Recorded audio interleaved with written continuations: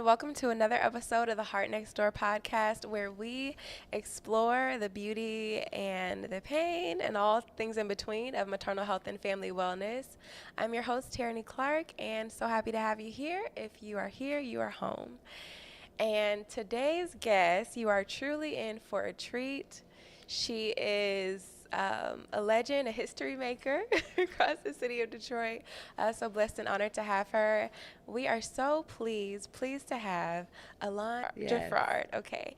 So, for those of you who do not know, Elon is a birth doula through Dona International, a certified lactation counselor, and a childbirth educator. She finds her greatest joys in supporting her community as a village auntie, serving families as they transition into parenthood, and advocating for the inherent right for all families to experience holistic, quality, and respectful care before, during, after pregnancy and birth. She is also a doula with the Michigan Prison Doula Initiative, serving incarcerated pregnant persons and provides support directly during their labor and birth experience.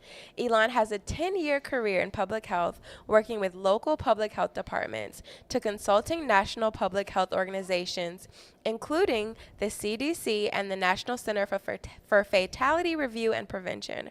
Her last role in public health was as a maternal child health equity consultant with an expanding focus on birth equity and reproductive justice. She received her formal education from Michigan State University. She also co-founded Birth Detroit, an easy access prenatal and postpartum clinic, and Detroit's first freestanding birth center. Her focus has always been community, knowing that we do our best work in solidarity, with a focus on liberation, that communities know what they need. She is led by the phrase, we must lovingly hold parents so they can lovingly hold their babies. Welcome, Thank Elon. you. Thank you for having me. Yes, so excited to have you. As I shared with you before, Birth Detroit is a name that I have learned very well, and that I know everyone around the city knows very well. I have two kids, as you met when you first came here. And as I shared with you, my son was born through a birth center.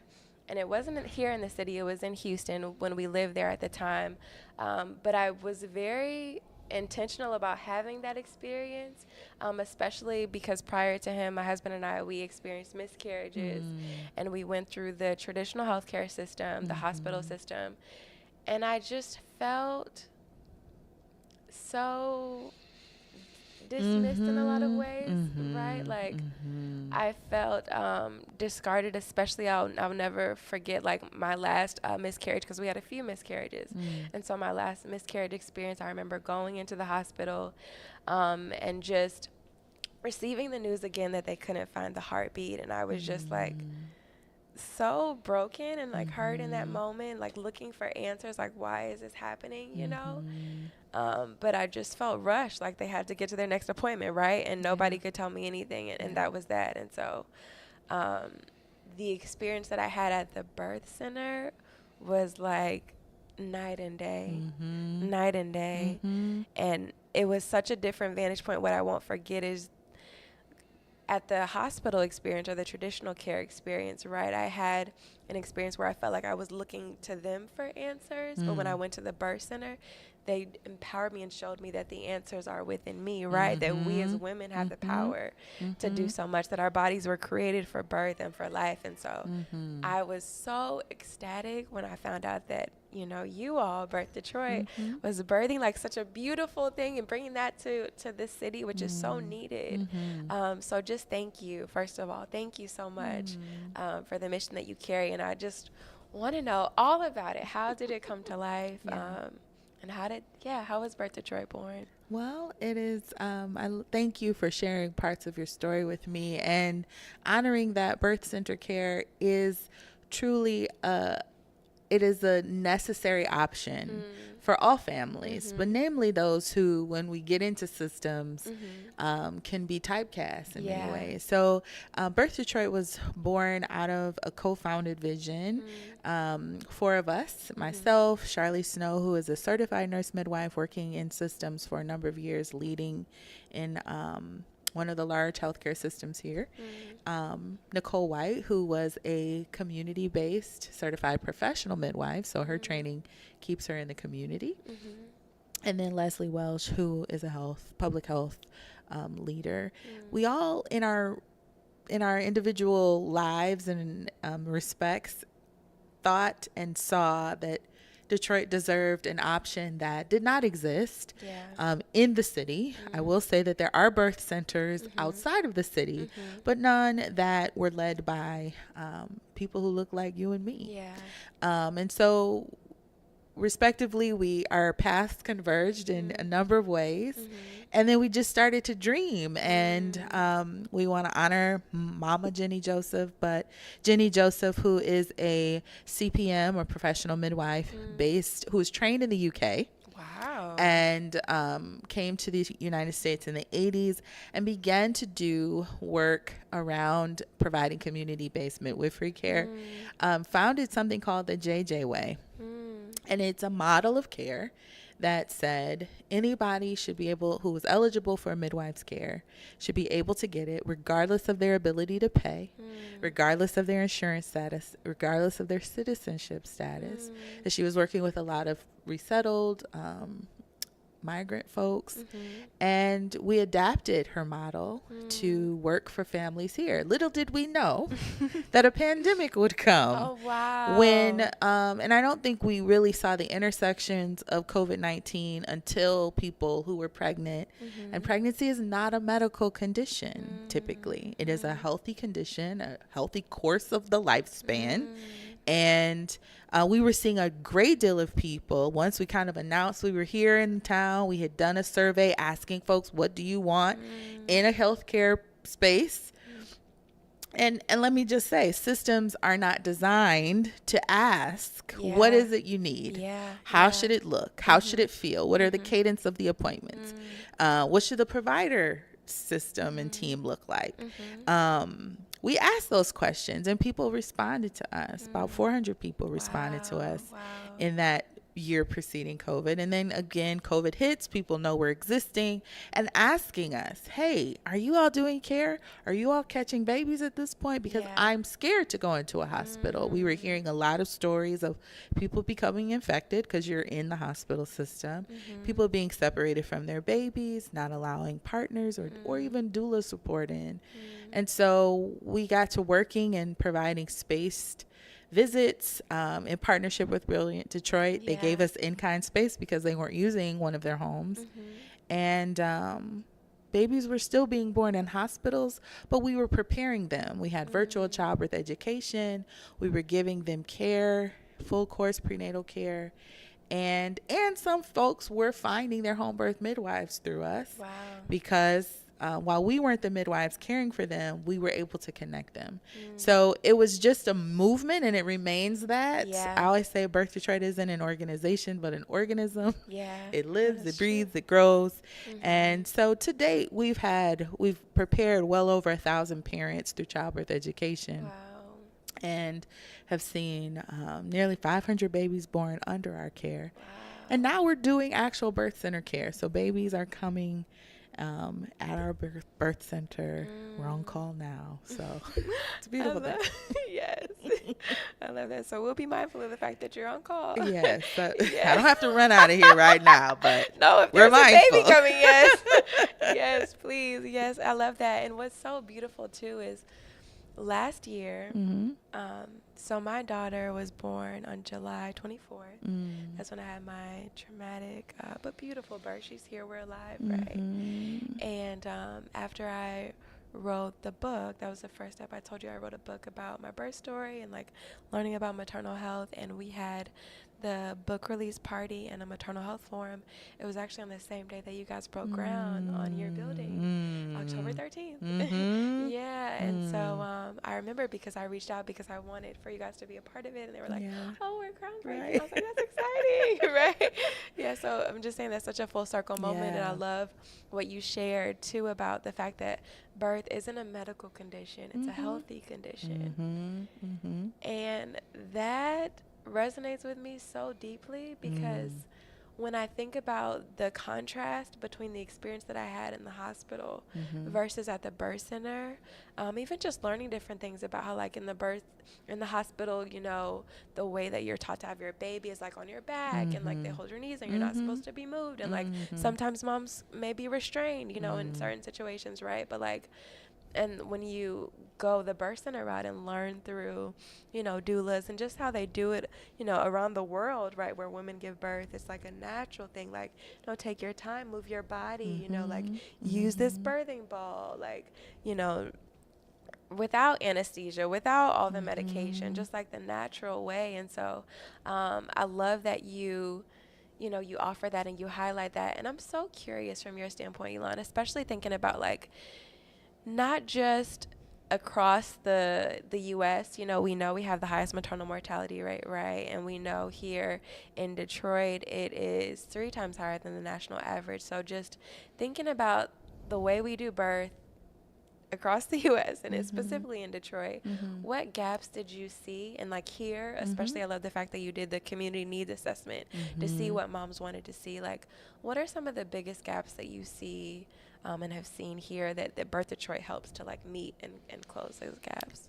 I think we've always named that, you know, I will say right now we're seated in probably one of the most abundant healthcare ecosystems probably in the state, right? Detroit, Wayne County has probably more resources considering we have some of the worser outcomes, right? We bear some of the brunt of what's happening across our state, which is too peninsulaed. So we have the level 1 trauma centers. We've always named that an integrated maternal health ecosystem is required for everybody to be safe. So if we had health systems that talk to each other, EMRs don't talk across hospital systems usually. So if I'm at one health system and I go to another, they're not going to be able to see necessarily my electronic medical record unless I bring them or provide access in some way. It would be nice to see a bit more of that seamless process. But we know that when you're grounded in capitalism, there's always going to be some sort of profit margin that has to be met. So knowing that is what health systems are often thinking about. I won't say it's the first thing on their mind, but recognizing that when you can take the time to take care of whoever comes through your doors, that takes some of the pressure off, I think, as a facility, and certainly we have to meet our bills, but leading with that and having the ability to kind of breathe with that spaciousness, I think was missing. Also, freestanding birth centers are a model of care, very different than the medical model of care, which is what you often see in health systems. We do have hospitals in Detroit that do have a midwifery service. So midwives are trained differently. They're allowed a little bit more time in a health system with their patients. However, certainly not the spaciousness that a family needs, especially if this is your first time with having a pregnancy, or you have a lot of questions, or your partner isn't always able to be involved. So we were just seeing that midwifery care was, we need more midwives. Midwives take care of most of the pregnancies across the globe. And Detroit, we weren't doing that. We haven't been doing that as much. So we wanted to fill that gap. And again, as I said before, certainly there are freestanding birth centers in the suburban communities, but Detroit never had its own. And we had to ask the deeper question of why? Why not? Why do we leave that to a certain, income bracket? For sure. And so naming that freestanding birth centers are a part of a maternal health solution, and adding to, again, this more integrated ecosystem. Now, integrated is where we're working towards, but knowing that there are many options is where we landed. And we knew that, hey, this does not exist in the city. So Yeah. let's build it because people want it. Yeah, for sure. I love that integration aspect. And I'm curious from the process of constructing, like dreaming Birth Detroit and then, creating it and like so it became into fruition. What did that look like in terms of course, you got the community that wanted it, but from the standpoint of the fact that it wasn't something that was in existence, it was going to be the first one. Was there a lot of collaboration from, policy and other leaders who would help to bring that into effect? Or, what was that like? Was collaboration a big part in that as well? Yeah, I think that there are many levers that make something happen, right? You can't just have a dream. You do have to build it. You have to strategize around what makes it sustainable. I personally live by the creed, we must plant trees that we may never enjoy the shade of, right? Yeah, I legacy. will never be a mother from my own body. And one day I won't be on this earth physically, but there are children who deserve to grow up to know that this is an option to be normalized for them. I was a child who saw my mother give birth at the hands of a midwife. Wow. And at 5 years old was prepared to know that this is normal, that birth pain is normal, that babies come out of the vagina. That's normal, right? And so establishing that as my normal, breastfeeding, normal. We wanted to give that to folks. So having other partners at the table who we don't have to recreate the wheel. Yeah. If what you do is lactation education, we want you fully expert in that and bring it to our families. And we also want, there are specialists. OBGYNs are not the devil. I want to say that clearly. We need good surgeons. We need empathetic surgeons. We need those people who work in systems For sure. to be there because sometimes birth does require that. Yes, exactly.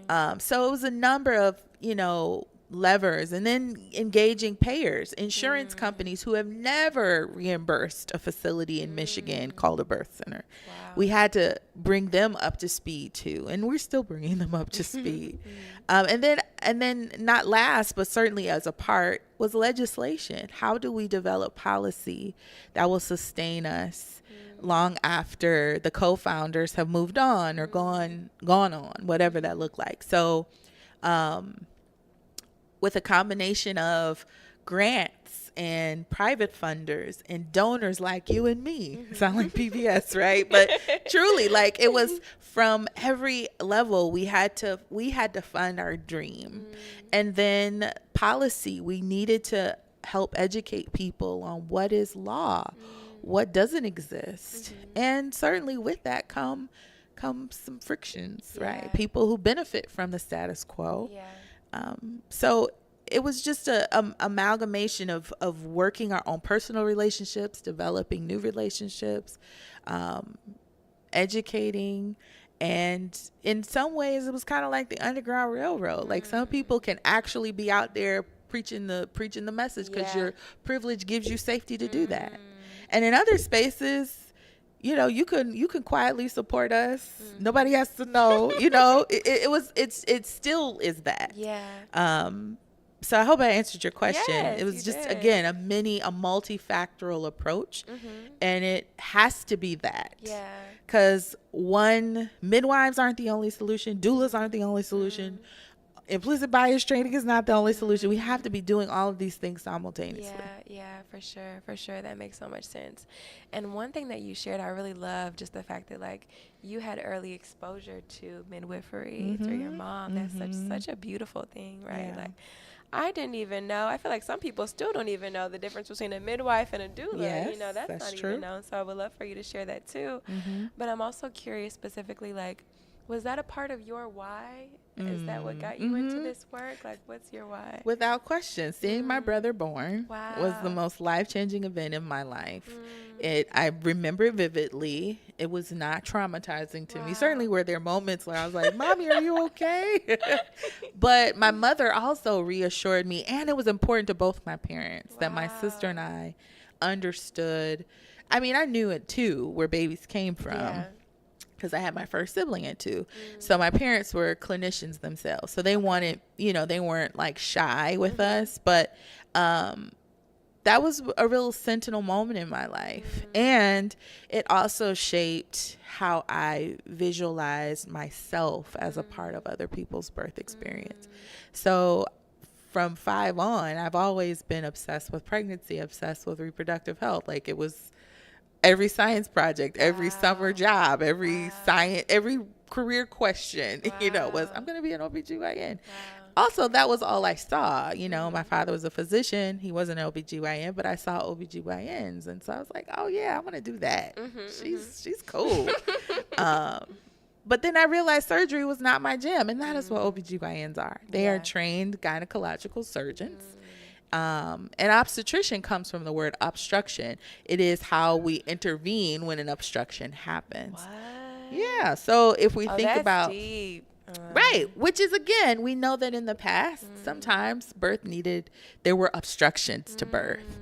But when we have now made it central, we moved away from what we knew.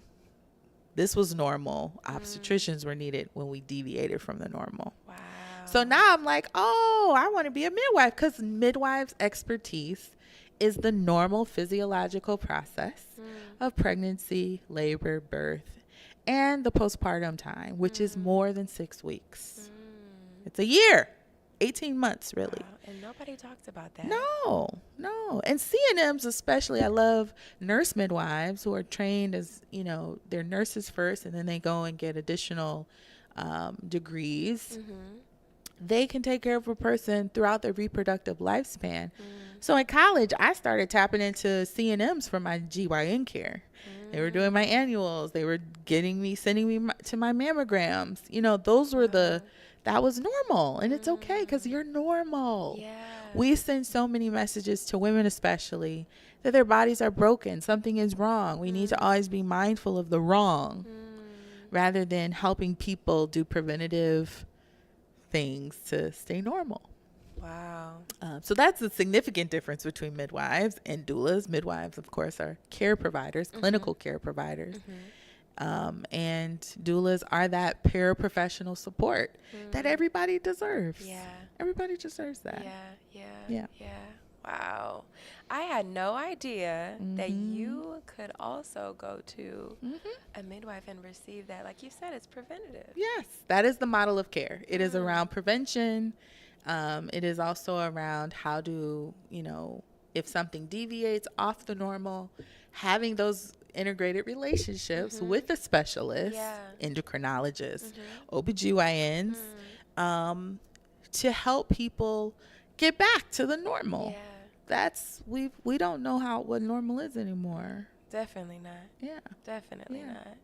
Wow, I'm about to go change my PCP after Girl, this. why not? And I'm going to tell you, your midwife's got a little bit more time for you. Yay. Even in a system, you can have, versus like a 15-minute visit with a doc, you can have like a 20-minute visit. Wow. Even though that 5 minutes doesn't feel like it much. makes a difference. It can make a difference, right? And you build, like my CNM midwife provider became a mentor to me. We're sitting having conversations. I felt so much more comfortable with her. I had a wonderful GYN, but she was so busy, and her time was so much more expensive in the system, right? So they needed her to see a lot more patients. And so I missed her, but I was like, you know what? If I can always get a visit with Samira, I'm going to get a visit with Samira. Why not? Wow. You just changed my life Okay, today. girl, I love it. Let's change lives. Yes. Okay. Yes. So moving on, tell us, how has your work in maternal health shaped the way that you view community, family, and justice? You talk a lot about that in your bio, especially the justice portion. And so how has this work shaped your views on that? Yeah. Well, first, by definition for me, justice is not only doing what is right, but getting what is right. Right? That there are people who have been denied justice in this country simply because of the identities that they hold. And so when we think about birth, by way is the most human thing any of us will ever do. It is the great common denominator for us all, that it doesn't just matter how you carry your baby or how your pregnancy goes, but it also matters how you're born, right? It matters into which environment you're born. My grandfather, when I was born in the 80s, and it was at the time where they usually put two women in the same room to recover after birth, right? And my mother would say, reminded me, she said, well, you know, when I gave birth to you, there was a 12-year-old girl who had given birth to a daughter too. And she remembers my grandfather, I guess, had come to the hospital, and he had said, looking in the nursery at that time, you see all the babies, because again, that was back when you put your baby in a nursery. He said, life isn't fair. Life isn't fair. And that kind of is like my lift as I climb phrase, because everybody is not born with the same circumstances, and some of which we cannot control for, right? Yeah. But some of it we can. And so when I name how we do care, how we hold people, that matters. Like, so for one parent, one mom, you know, housing is not her thing. She got plenty of house. She got plenty of money. But there might be a mom who doesn't have that. Again, it matters how your pregnancy happens, for sure, and who supports you around that. And then also knowing that after a baby is born, parents are born too. You know, you have two little ones, but you became a different mom when you had your second. Different person. And right. And so, you know, if we keep that in mind, that we are walking with people through a very sacred rite of passage, and that everybody doesn't have what they need, that we will be more community in the sense of, your baby's my baby, right? I would never let your baby run across the street alone. I would, because I am a part of your community. And so I work hard to remind myself and those around me, it's not us and them. It's us. 'Cause we ain't free until we're all free. Yeah, that's so true. I don't care if your glass bowl may have 3 more rooms than mine, but as long as we in a glass bowl, we are all in the same, at the same station essentially, and that we must. Your liberation is bound with mine. That's why I wear my liberation is love shirt. Love it. I love it. Go buy onebirthdetroit.com. Yes, please. Yes, I love it. It sounds like, you know, just affirming the concept and the importance of a village, right? Restoring that village, getting back to that. I think that's so beautiful. And I love how you shared what an interesting story about the way that you were born, and your mom and the 12-year-old, and just the life isn't fair. And so thinking about everything that you've seen and witnessed about what moms have endured at different levels, I imagine it's a lot. It can be a lot, you know, for somebody to also like be the person that carries all of that, or like whole space. You are the space holder, right, for like so many. So how do you take care of yourself, pour into yourself as you are the space holder? How are you intentional about that?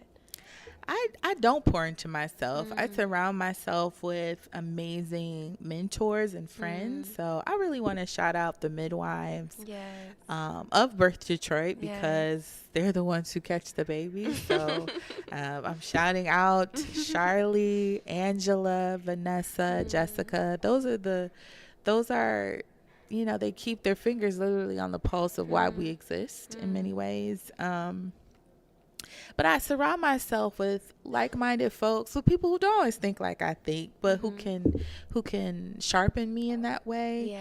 I do co-facilitate a birth workers retreat.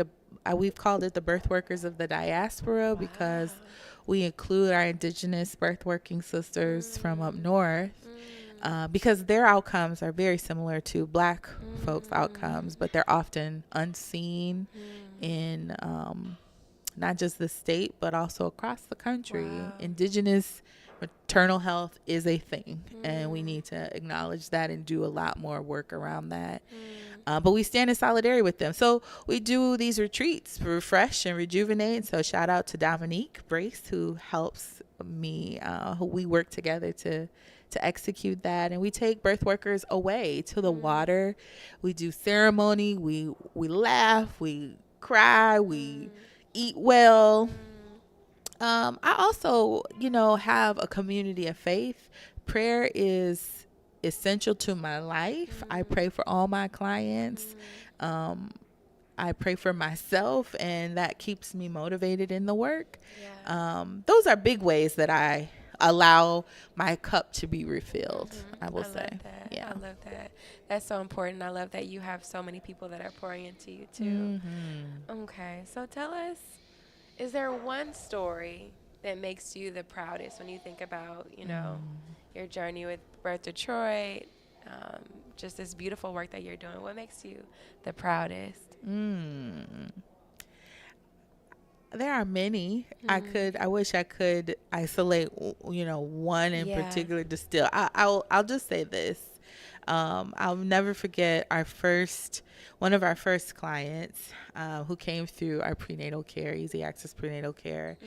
And she had some struggles getting to our appointments sometimes. And it was beautiful to be able to recognize that and just go to her, right? How often would your healthcare system stop what they're doing to go and listen to your baby with you, or go and sit in the hospital with you because your family can't?